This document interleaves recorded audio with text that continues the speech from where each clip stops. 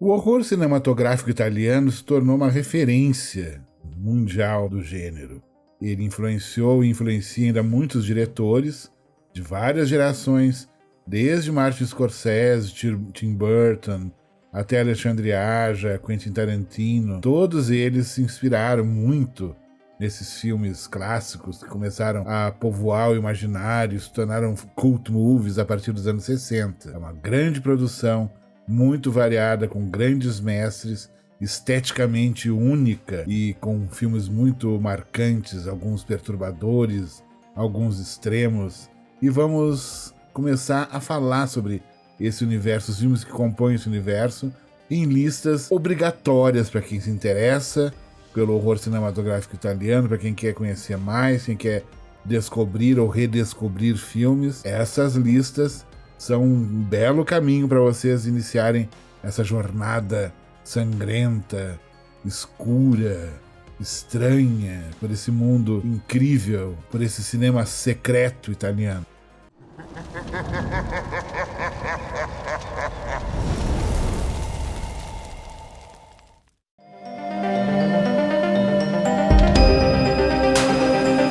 Podemos começar com o filme de Umberto Lenzi, que muitos apontam como um filme de zumbis.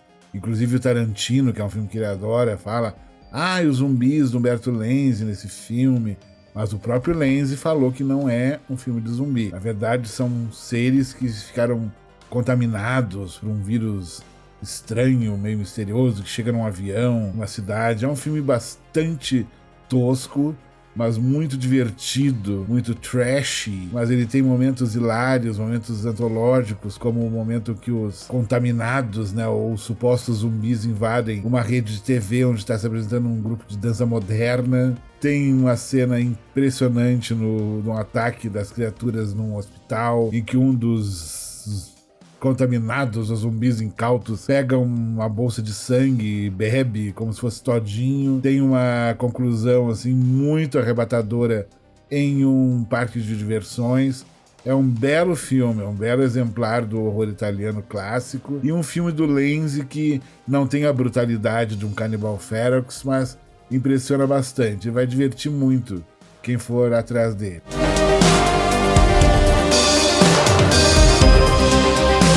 Bom, esse filme do Michele Soavi, de sua pequena, mas marcante filmografia, onde só tem obras-primas, só tem clássicos desse grande diretor italiano, e nós vamos mergulhar no universo do satanismo, das seitas satânicas, secretas, que houve um momento mais ou menos recente da Itália que houve um crescimento desses grupos que se autodenominavam como satanistas, mesmo na atualidade, e que cultuavam deuses pagãos.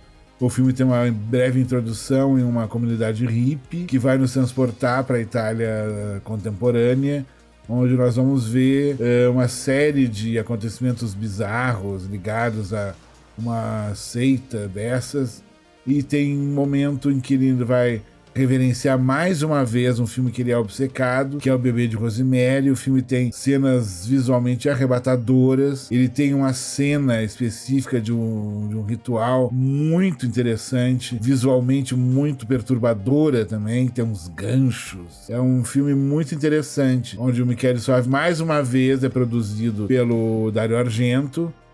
O Argento está na produção do filme, também colaborou no roteiro, e é um filme visualmente muito arrebatador, como eu falei. Michele Soavi é um grande esteta do cinema, e ele nos provou isso em filmes como A Catedral, La Chiesa, filmes como Della Morte dell'Amore. Ele é um cara que visualmente ele sabe trabalhar uma série de coisas nos filmes dele que pega o espectador de jeito, assim, pela parte visual principalmente. É um belo filme de um belo diretor, Michele Soavi.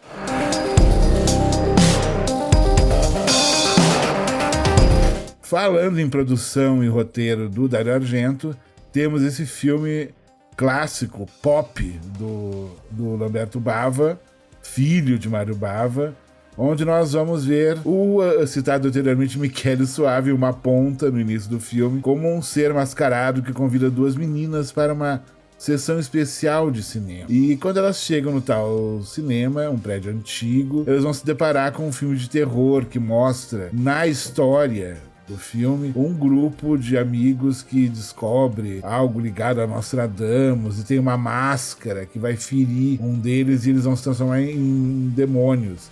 E isso vai acontecer dentro do cinema. O que acontece no filme acontece no cinema e as pessoas começam a se transformar em monstros e começa uma carnificina e eles ficam trancados dentro desse teatro, que é um plot, um lance do roteiro que vai lembrar o Pássaro Sangrento, o Aquarius ou Delíria, o primeiro filme do Michele Soavi. Também que vai colocar nesse filme os personagens encapsulados, coisa que o Soavi vai fazer depois no La Chiesa, na Catedral, de trancar os personagens em um mesmo cenário e o horror atacando todos, os demônios se multiplicando.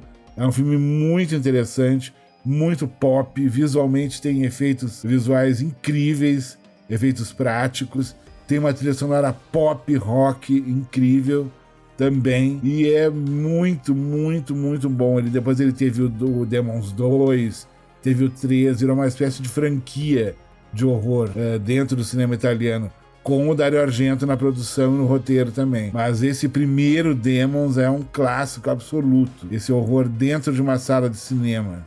Isso é muito interessante. Há uma certa metalinguagem envolvendo tudo. É um filme muito interessante, muito legal, e se tornou um cult movie instantâneo assim, dentro do horror italiano. É um belo filme.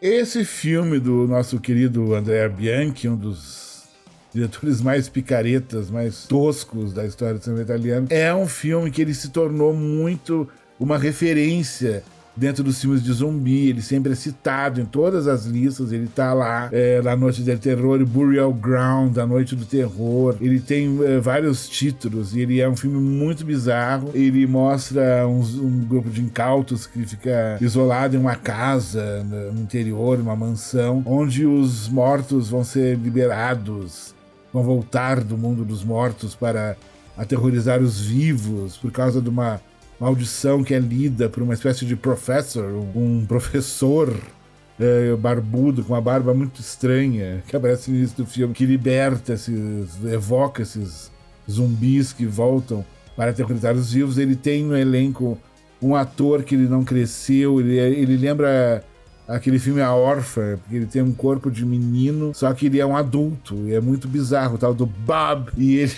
protagoniza uma cena muito bizarra que mistura incesto com canibalismo, e ele é meio zumbi, é uma coisa muito estranha. Os zumbis são muito toscos nesse filme. Tem uma cena que é emblemática dentro do terror italiano, que é a cena da criada, que tem a cabeça decepada por uma foice. Ela chega, antes disso, ela chega com uma vela.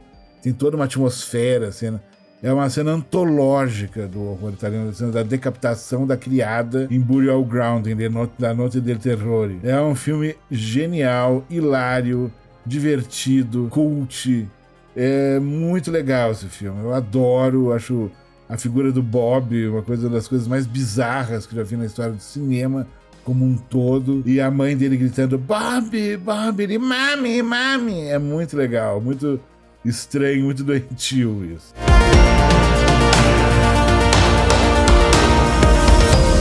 Já esse filme, ele tem a Mincy Farmer, a cultuada atriz Mincy Farmer como protagonista, que ela também tá no Perfume da Senhora de Preto. Ela é uma atriz incrível e ela tá nesse filme como uma espécie de médica legista que é sexualmente reprimida, e ela meio que imagina cenas estranhas e perturbadoras, como um delírio que ela tem, que ela vê os mortos no necrotério se levantando e começando a transar uns com os outros. É uma coisa muito doida, e tudo se passa em Roma, numa onda de calor extremo, onde as pessoas começam a cometer uma série de atrocidades. Lembra muito o que está acontecendo agora na Europa com essa onda de calor extremo lá. E é muito doido tudo isso, tudo tá ligado à questão dessa onda de calor. O título em português é Manchas Solares, que seria uma tradução literal do Maquis Solari. Ele tem o nome de Autopsy nos Estados Unidos e ele é muito estranho, muito bizarro. É um diálogo bastante perturbador, bastante estranho mesmo, bastante fora da caixinha, assim. Como é o outro filme dele, o L'Etrusco Usciti Ancora também. Esse diretor, o Armando Crispino, ele tem esses dois filmes de Ali muito interessantes. Um deles é o Manchas Solares, que é um filme que vale muito a pena ser descoberto. É um filme que tem a trilha sonora do Ennio Morricone, incrível trilha sonora do Morricone. Ele é um filme que vale muito a pena ser descoberto, redescoberto. Muito bom, Manchas Solares. Eu adoro esse filme. Eu acho um grande trabalho de direção do Armando Crispino. Acho fantástico, fantástico, fantástico.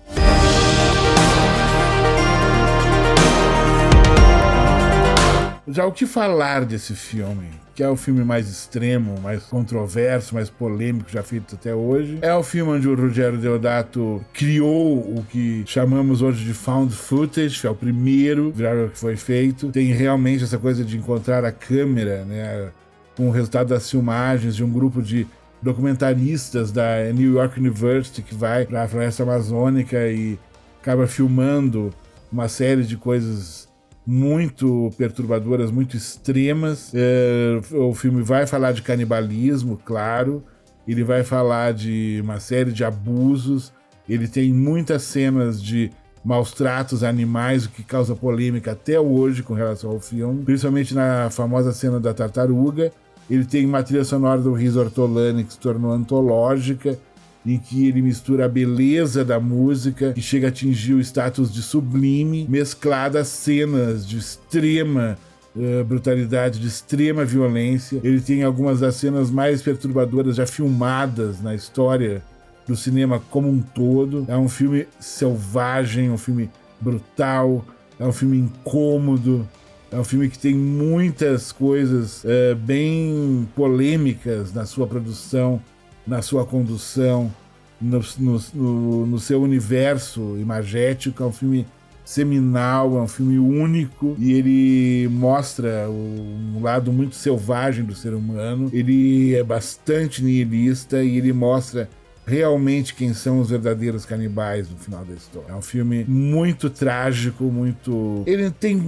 Os adjetivos para esse filme são muitos, muitos mesmo. É um filme não recomendado a pessoas extremamente sensíveis, que podem se chocar facilmente. É um filme muito perturbador, muito polêmico, muito controverso.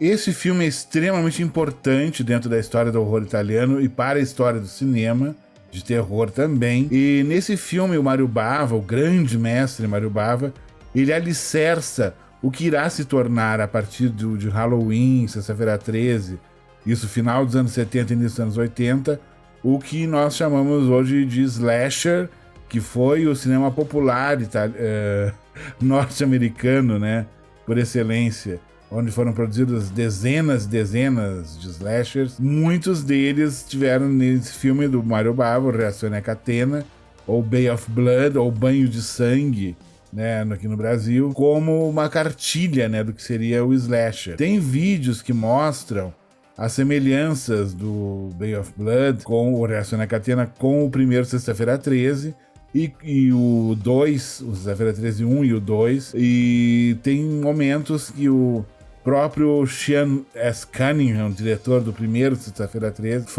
ele falou em vários momentos, em vários lugares, ele deu esse depoimento dizendo que o Bay of Blood é essencial para a criação do Sexta-feira 13.